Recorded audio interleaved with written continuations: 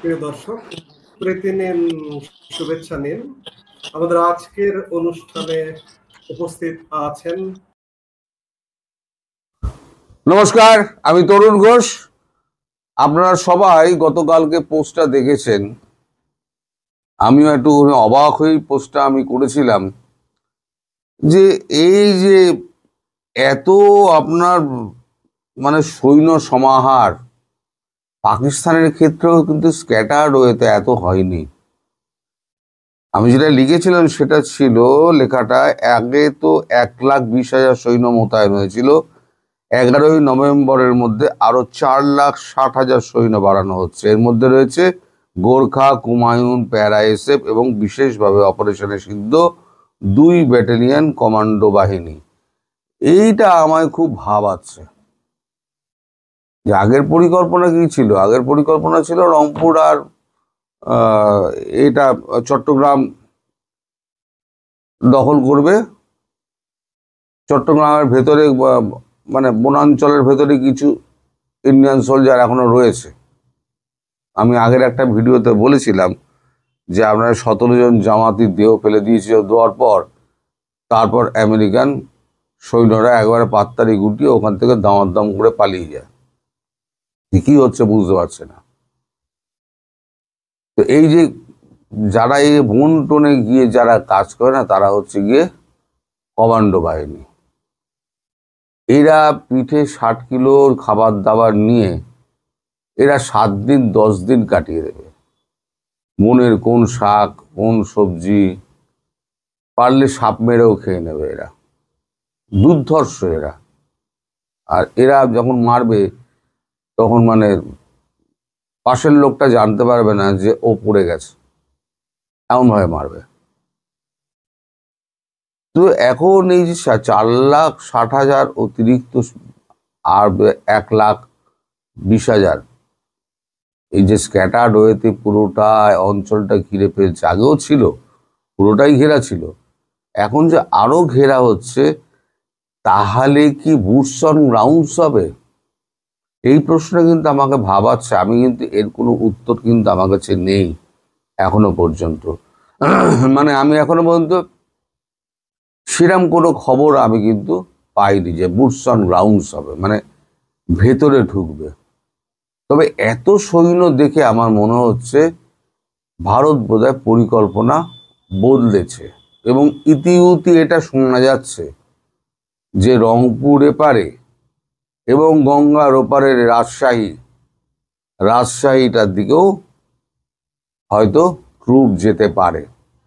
অর্থাৎ এদিকে রাজশাহী, গঙ্গার ওপারে, গঙ্গার এপারে রংপুর, এবং একদম আপনার এতে সমুদ্রের ধারে চলে আসুন, সেখানে হচ্ছে আপনার পার্বত্য চট্টগ্রাম, একদম ফেনী পর্যন্ত কেটে দাও, হাত পা কেটে একেবারে অথর্ব করে দাও।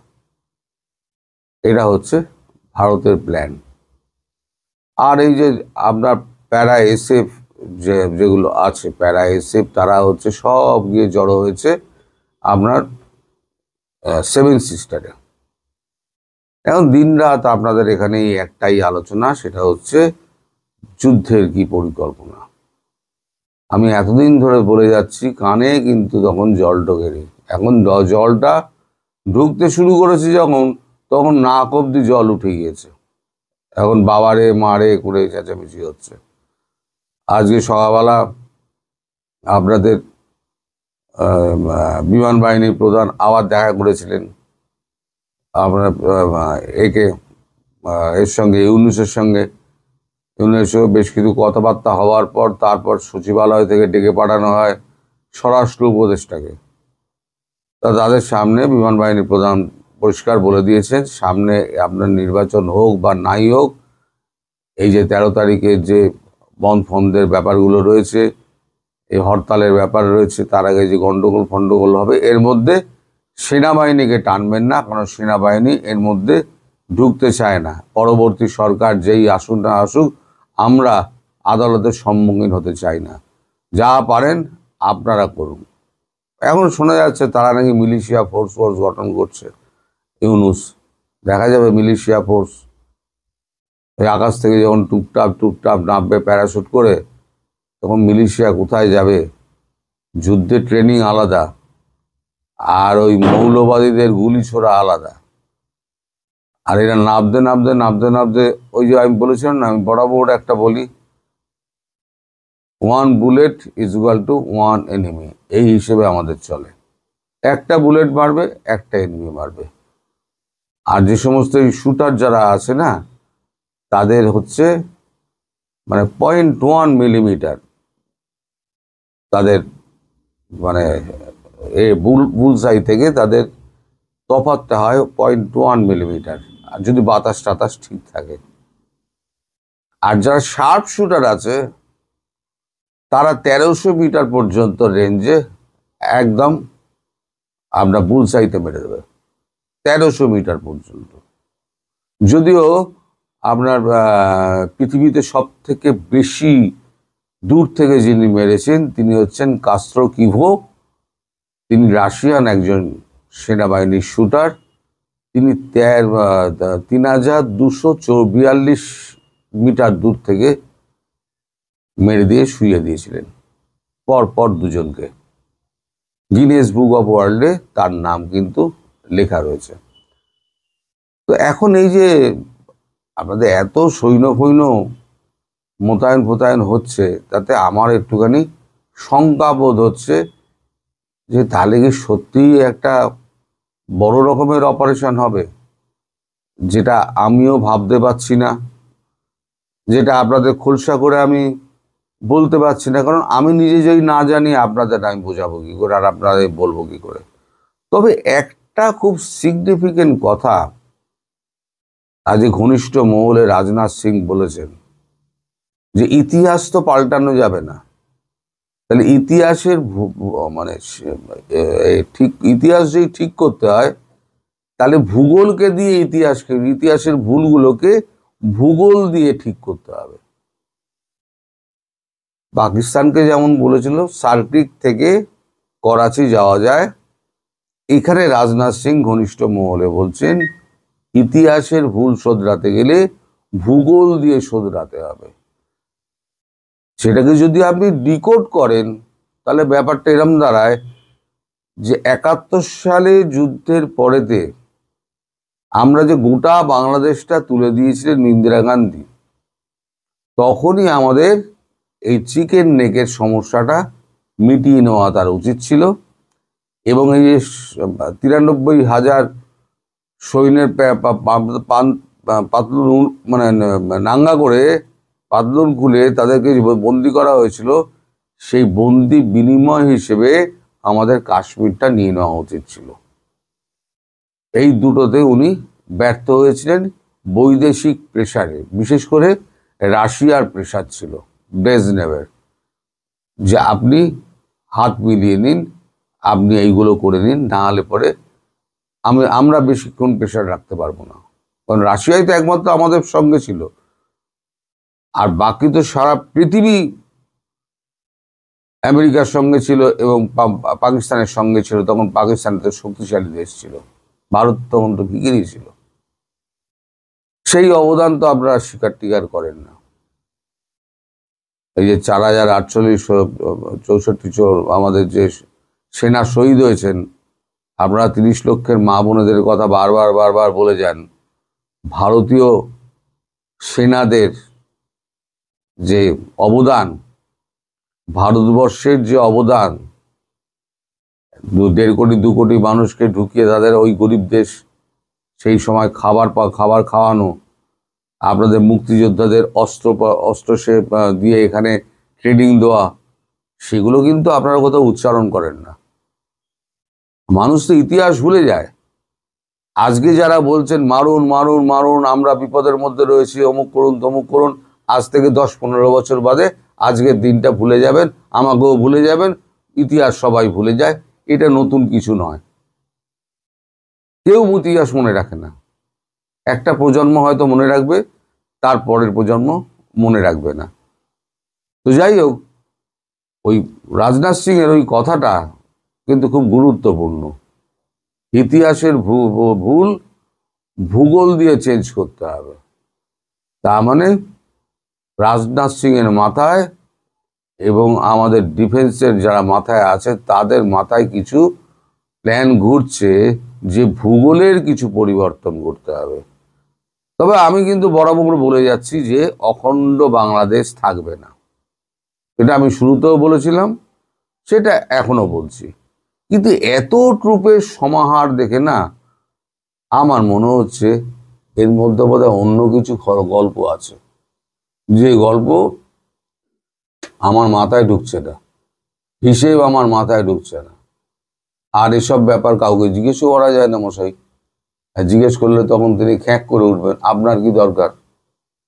বেশি জিজ্ঞেস করে মানে কৌতূহল দেখানো তো ভালো নয়, কারণ আমার ভারত কি করছে সেই ব্যাপারে যদি আমি বিদেশে সংবাদ পাচার করি, মানে এই সংবাদ তো বিদেশি অনেক মাধ্যম টাধ্যম দেখে, বিশ্বাস করুক বা নাই করুক সেটা পরের কথা, কিন্তু যখন সত্যি হবে তখন বলবে তো এই লোকটা ঠিক বলেছিল। যেমন আমি যা যা বলেছিলাম দেরিতে হলেও সেগুলো কিন্তু সব সত্য প্রমাণিত হচ্ছে। এবং এখন পর্যন্ত যেটা বাকি আছে, আমি বলেছিলাম বাংলাদেশকে মারবে মারবে, এখন আমি আর একটা কথা কিন্তু শুরু থেকে বলে আসছিলাম, শেখ হাসিনা প্রধানমন্ত্রী হয়েই বাংলাদেশে ফিরবেন। আজও আমি বলছি শেখ হাসিনা প্রধানমন্ত্রী হয়েই বাংলাদেশে ফিরবেন, এবং আওয়ামী লীগ ছাড়া কাউকে ভারতবর্ষ মানে বিশ্বাস করে না। আর ডক্টর ইউনূস তিনি এখন, তার তো বলেছি আমিও, তার একটা করুণ পরিণতি হবে, তার যা পরিণতি হবে সে পরিণতির কথা তিনি ভাবতে পারছেন না।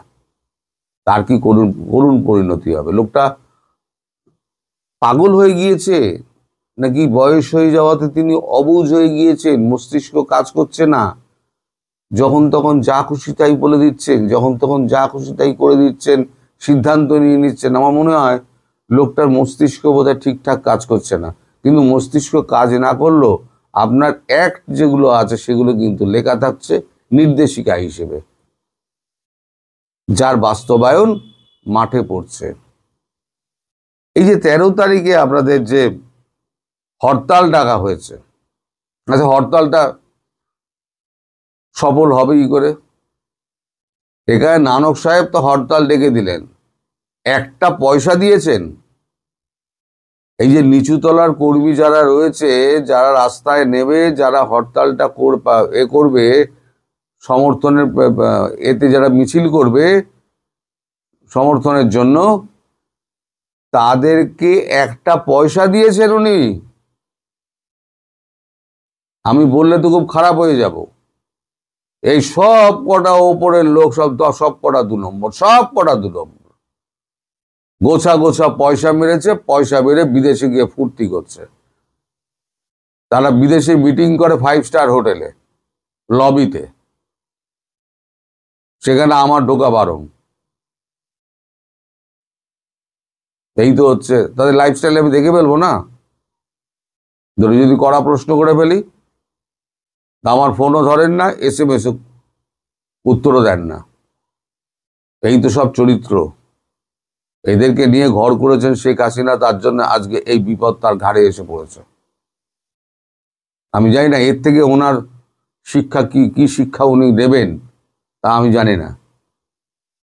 তবে ভারতবর্ষ যা বোঝানোর বুঝিয়ে দিয়েছেন, এবার উনি ফিরে গিয়ে ওনার মতো করে দেশ চালাবেন। এবার দেখা যাক উনি কিভাবে দেশ চালান। ভারতের কাজ ভারত করে দেবে। আর আপনারা নিশ্চিন্ত থাকুন যে হ্যাপি দিওয়ালি, আগেও বলেছি হবে, এখনো বলছি হ্যাপি দিওয়ালি হবেই, যে কোনো দিন, যে কোনো মুহূর্তে, যে কোনো সময়। আজ রাতেও হতে পারে, 7 দিন বাদেও হতে পারে। তবে সৈন্য সমাবেশ 11 তারিখের মধ্যে যে হারে বাড়ছে, তাতে আমার মনে হচ্ছে খুব একটা দেরি হবে না। আর রাজনাথ সিংয়ের ওই ঘনিষ্ঠ মহলে ওই যা কথার আদান প্রদান, তাতে এই যে ইতিহাসের ভুল ভূগোলকে দিয়ে ঠিক করতে হবে, এটা খুব অর্থবহ।